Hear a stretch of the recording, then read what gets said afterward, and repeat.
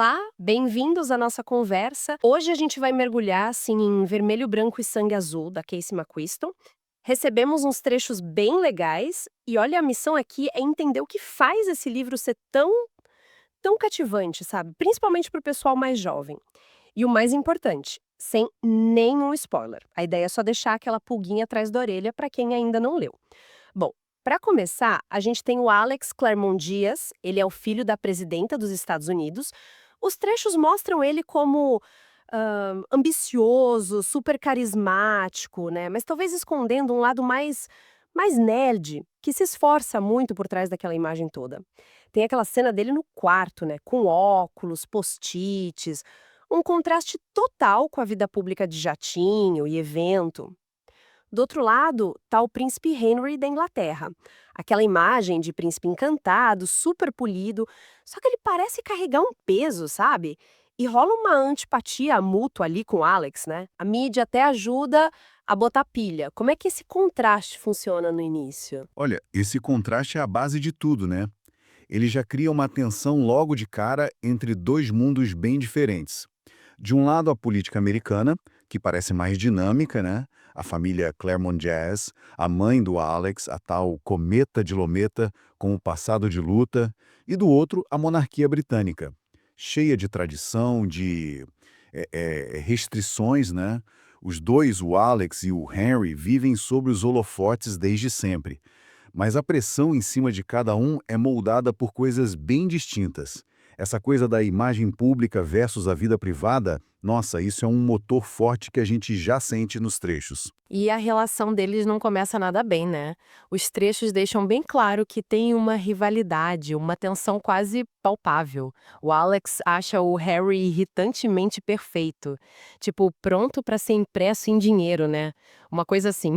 Exato. Enquanto o Henry mantém aquela educação que parece até meio fria, tem aquela cena no hospital que é tensa, o Alex falando finge que gosta de mim, mas mesmo ali, a gente já nota um humor bem afiado, né? Principalmente nos pensamentos do Alex, nas conversas com a irmã June e a amiga Nora. O que essa dinâmica sugere pra você? Sugere que tem muito mais coisa ali por baixo, sabe? Não é só implicância. Essa fachada do Henry, esse jeito cínico do Alex, podem ser tipo escudos, né? Contra toda essa pressão que eles vivem. O humor do Alex, principalmente sarcasmo, é quase uma janela para a gente ver a frustração dele com esse mundo todo. E essas interações meio forçadas, como essa que você falou, já indicam que a imagem pública deles está batendo de frente com sentimentos talvez mais complexos que estão começando a surgir ali. E parece que a comunicação mais direta, talvez por mensagens, eh, começa a quebrar um pouco essas barreiras, né. Os trechos dão a entender que surge um Henry diferente daquele que todo mundo vê, um cara que gosta de Star Wars, fala de mitologia, Isso. tem um humor meio sarcástico escondido, tipo naquela troca sobre os buttons da campanha da mãe do Alex. Exatamente. O que essa revelação, aos poucos, diz sobre a busca deles por serem eles mesmos? Diz que, olha, por trás dos títulos, por trás da expectativa toda, tem gente de verdade ali. Com gostos, com inseguranças, com o desejo de se conectar de verdade. As mensagens parecem ser o lugar seguro, sabe? Onde eles podem começar a se mostrar um pouco mais. Ver o Henry falando de Star Wars ou sendo engraçadinho de um jeito sutil humaniza demais a figura do príncipe. E levanta a questão principal. Quem são eles quando ninguém está olhando? E como é que eles conciliam isso com o papel público que tem que cumprir? E essa busca por identidade se liga direto com a representação LGBTQ+, e aí, né? Que é super central na história. A gente vê o Alex começando a se questionar, talvez pela primeira vez de um jeito mais sério. Tem a conversa com a Nora sobre probabilidades, umas lembranças que vêm. Uhum. E pro Henry, a coisa é ainda mais complicada por causa da instituição que ele representa, né?